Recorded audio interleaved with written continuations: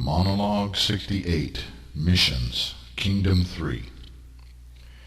Each order of the way has its mission, and each mission is a part of the overall strategy of the great work. For those of the tan or brown order, the work of constructing holy places for the faith is of holy value. However, it is the charitable work of building schools, hospitals, housing, farms, and other public projects done on behalf of the poor which will bring the greatest honor and win the greatest support for the faith. In a sense, the tan order, in such a capacity, would function much like a religious Peace Corps.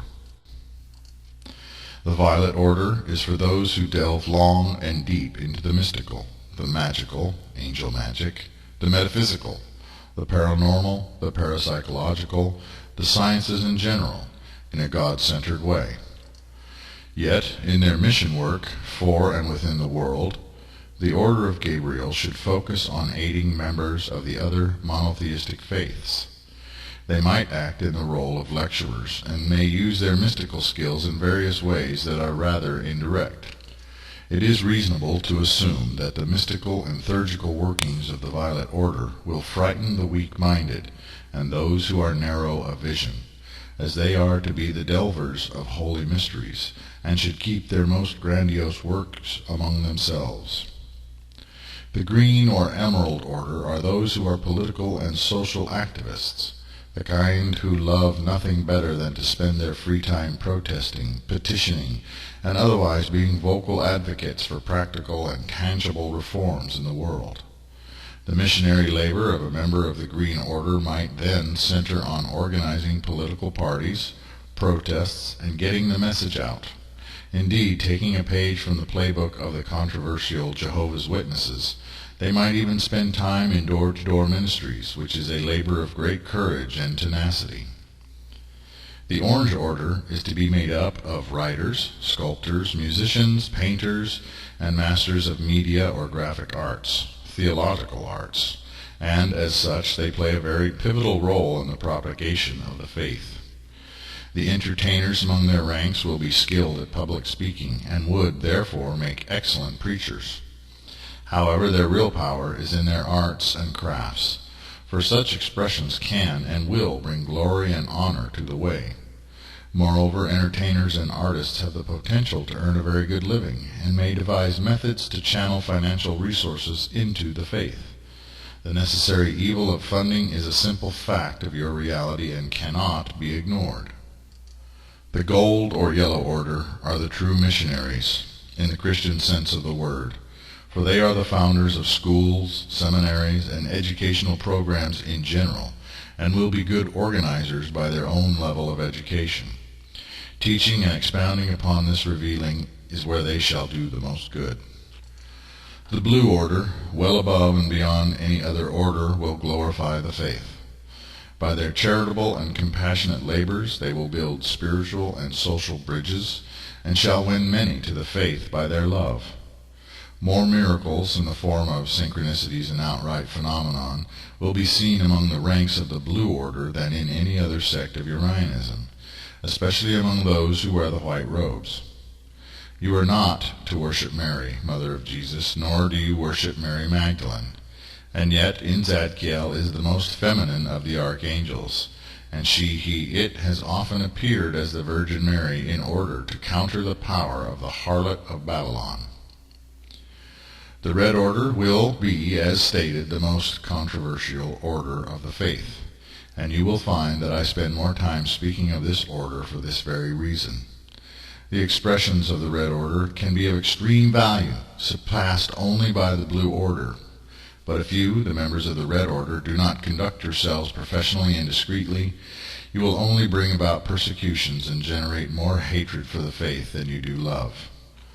In the mission work of the Red Order, I must speak clearly, and what I say is bound to be a point of contention, and you must try to see the larger picture if you are to understand the whys and what fors. Some will say that I am telling the members of the Red Order to act as vigilantes for the faith. This is true.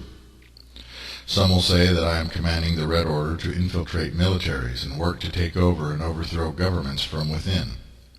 This is true. Some will say that I am instructing the Red Order to gain their skills within the armies and police forces of secular nations, and by this forming mercenary armies, private security companies. This is absolutely true. Indeed, I would even instruct those called to the Red Order to form vigilante biker gangs, gangs that destroy the cults of lawlessness, commandeering the money and armaments of such gangs while destroying the drugs and tithing well to the faith.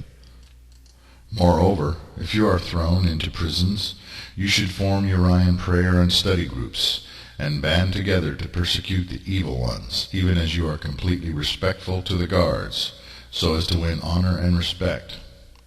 If you find yourself in solitary confinement, turn it into an opportunity for purification and extreme commitment to the 7 devotions. Indeed, nearly the entire priestly training method can be tailored to life within a cell. The Red Order is to be a conspiracy theory made reality. Yet I am not telling you to be foolish madmen, but to behave with maturity, and to become well-trained, wise, and highly professional soldiers of heaven while in the purgatory of earth. These are to be the avengers and the literal defenders of the temples and of the faithful. They are to be the samurai of the way, and protectors of the holy places, and are, therefore, the true Templars and the paladins of the faith. Talkers are not champions, but in the Red Order action is everything. Yet remember that among them are also to be the lawyers of the faith, and these should lend themselves to defending allied theocrats within the other 7 monotheisms, as much as defending the members of the way of spirit and truth.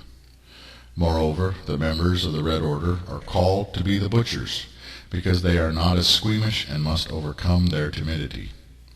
In learning to take the lives of livestock swiftly, cleanly, quietly, without causing undue stress to the creature, and without malice or cruelty, they will toughen their minds and hearts.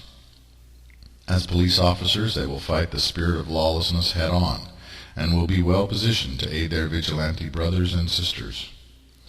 As soldiers and officers, they will be well placed to stage and support uprisings. As soldiers of fortune, they will see the world, gain experience, and hone their skills to a fine and precise point. However, taking a page from the playbook of the evil angelicals, turning their tools back upon them, one of the most powerful callings within the Red Order is that of the evangelizer, or firebrand preacher, who can move a stadium full of unbelievers to belief in a single powerful oratory session. Few are the evangelical Christians who have held the favor of heaven in the modern era, save Billy Graham, especially in the fullness of the wisdom of his later years. I warn you sternly, those who would take up the mantle of an evangelizer, not to follow the example of the apostates of hell who pose as preachers, that they might enrich themselves and pump up their own enormous egos. So it is that each of the 7 sects of the way has a part to play, whether in the extremes of the white or black robes, or in the moderation of the gray. Honor one another, respect one another, love one another. Try to see that each is valuable. Even an old woman putting her last penny in the donation box and praying for the greater good of the entire faith has value. Be wary of the Judas goats among you, as you must accept that they are inevitable, and that you can only endure the temporal suffering that they will unleash in your midst. Their suffering will endure much longer than yours in the end.